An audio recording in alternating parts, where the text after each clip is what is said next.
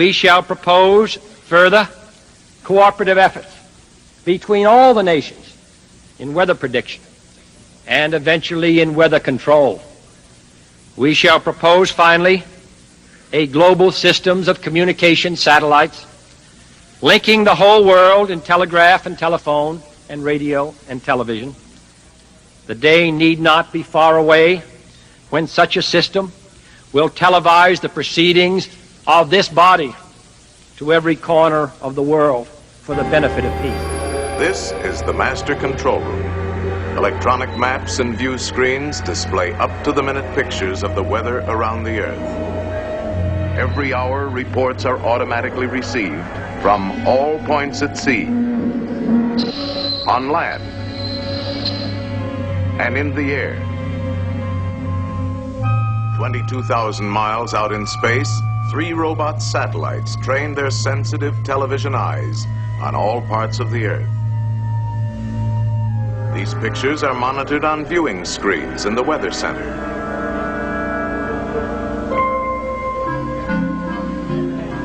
Here in the computing room, electronic machines digest the constant flood of information received from all stations.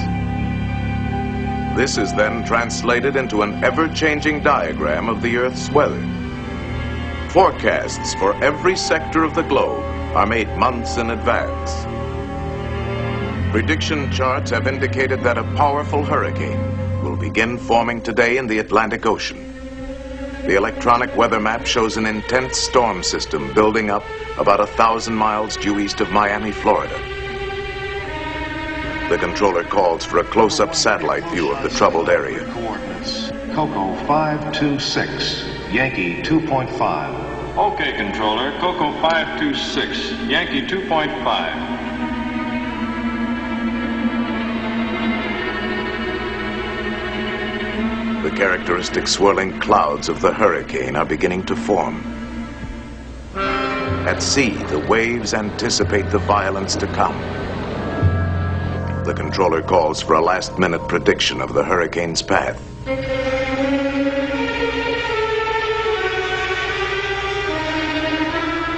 If control measures are not begun at once, the hurricane will smash across densely populated areas within 48 hours. 11 a.m. EST. A hurricane is forming 960 miles east of Miami, Florida. If control measures are ineffective, it will pass inland at Cape Hatteras in 48 hours.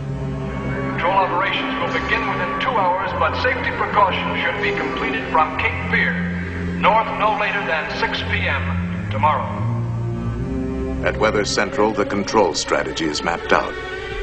A ridge of high pressure slants across the eastern United States between 2 low-pressure storm systems. If these 2 storm centers are intensified, the high will build up along the coast, forming a barrier that will turn the hurricane out to sea.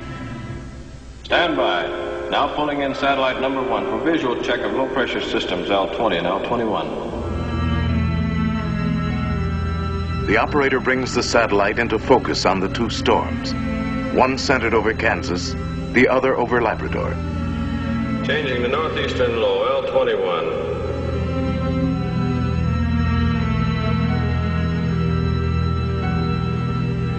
With a touch of a button, the battle begins.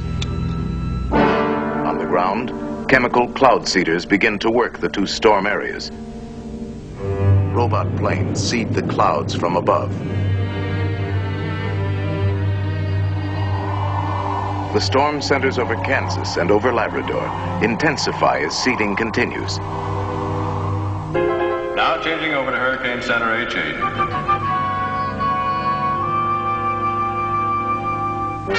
The fury of the hurricane mounts as 100-mile-an-hour winds lash the sea to a foaming frenzy. All stations, Sector C. Activate Phase 2, Control Plan Delta. Set vapor rockets for 42,000 feet. Execute. As an emergency measure, the controller calls for a salvo of vapor rockets to be fired ahead of the path the hurricane is predicted to take.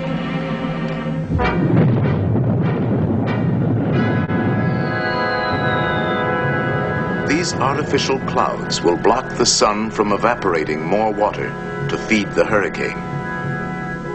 The reports coming into the control center indicate that the diversionary cloud seeding over Kansas is now creating a flood danger.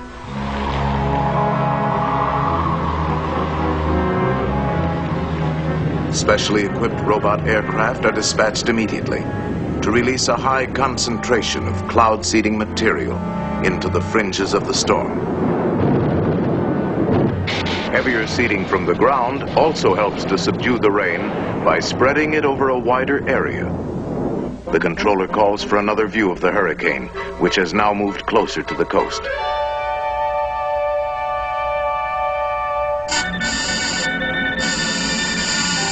Signal out on number 1 satellite. 10-minute interruption for correction. Have you anything else in the area? Satellite station S1 is approaching area. We'll make contact. S1, this is Weather Central. Request video signal at grid coordinates COCO. An emergency situation has developed. In an orbiting space station 1,000 miles above the hurricane, a crewman sends a temporary picture back to Weather Central.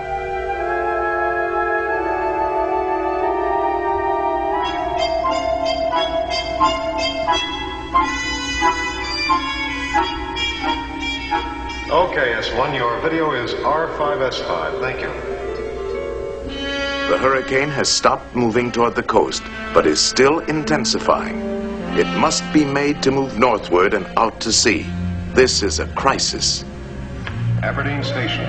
Activate multiple seeding rockets on course 117 range. The controller decides to fire cloud seeding rockets just ahead of the hurricane, hoping to start it moving.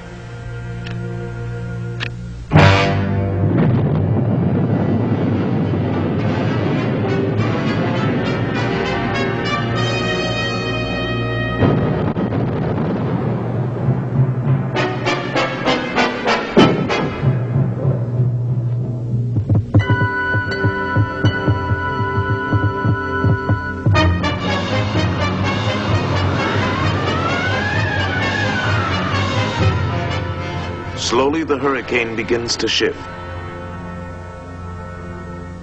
All available forces have been brought into play. Now we can only watch and wait.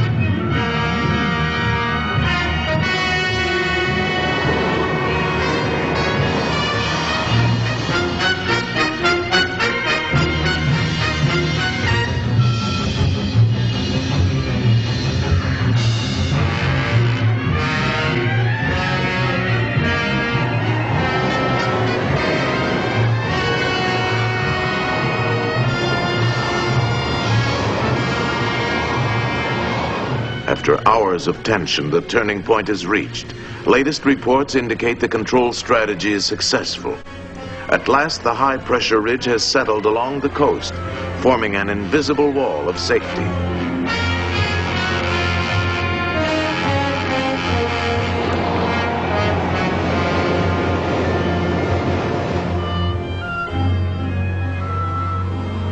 The storm is over. The danger has passed. The hurricane has been defeated, turned away from the land, and left to spend itself harmlessly far out at sea. In the world of tomorrow, weather control will enrich and safeguard our daily lives. In the foreseeable future, we will conquer more than violent storms. We will turn the destructive elements of today into new sources of power, shaping the land on which we live. All mankind will benefit. Arid wastelands will be made green and fertile, and vast frozen areas will become productive. To this end, man-made satellites will probe the secrets of the skies. They will be our eyes in outer space.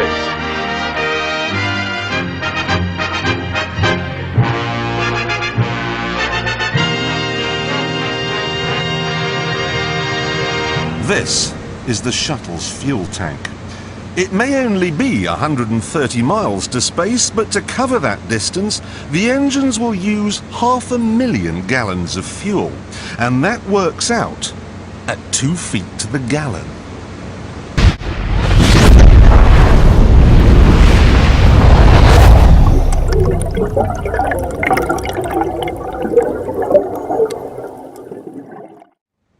Despite the cost, however, NASA does need to test these engines once in a while.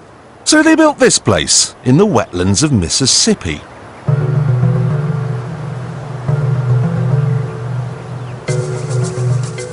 The first thing they installed was a huge loudspeaker, through which they played white noise to simulate the sound of a rocket.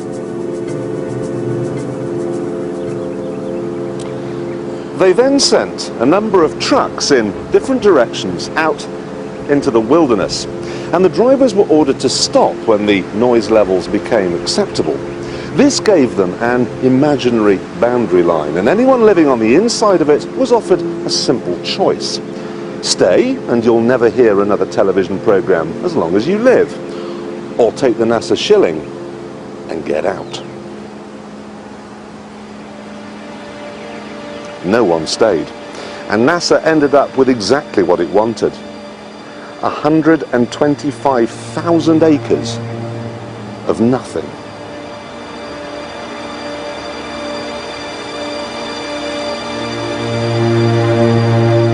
They even had to move 5 cemeteries, because the noise they were planning on making would wake the dead.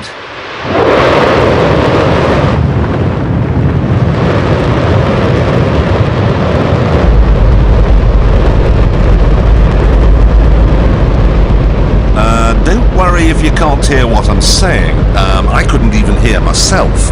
This is the loudest sound you could possibly conceive. And, as it turns out, the cleanest.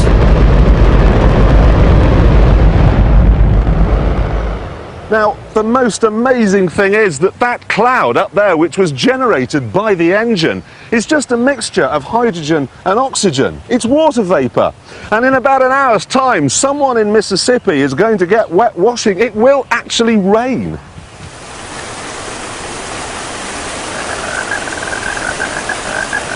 I told you! It's raining! That's unbelievable! Oh.